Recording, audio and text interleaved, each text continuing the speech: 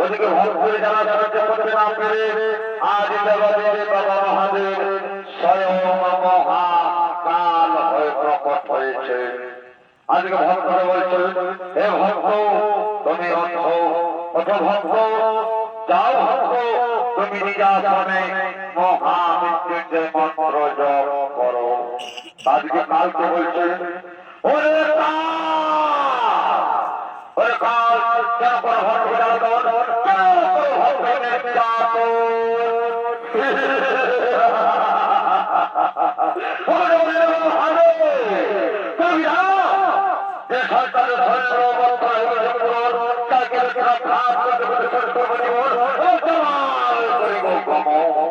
কিন্তু না না ওরে বলে না ওই সন্তানেরাই হবে ভাই বাবার পরে রক্ষা করো কাল ধরে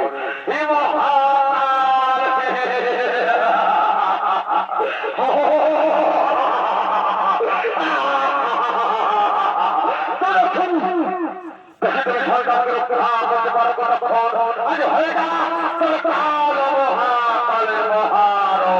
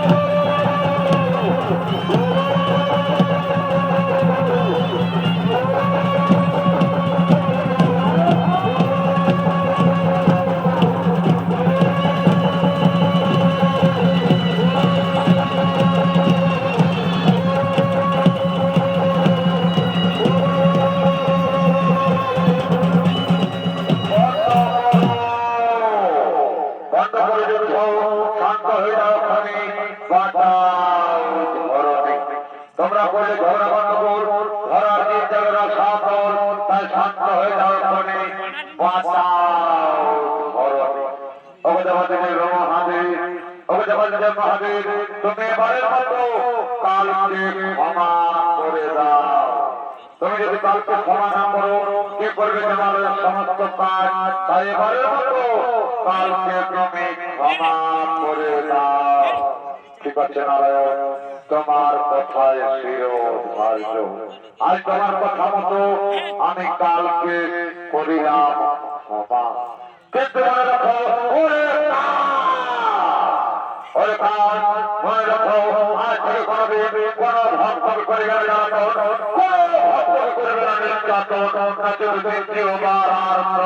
ক্ষমা করব না।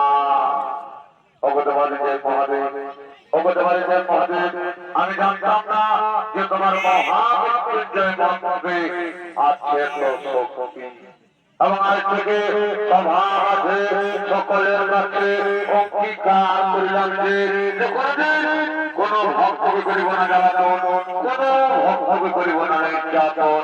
আমাকে এবারের মতো ক্ষমা করে দাও।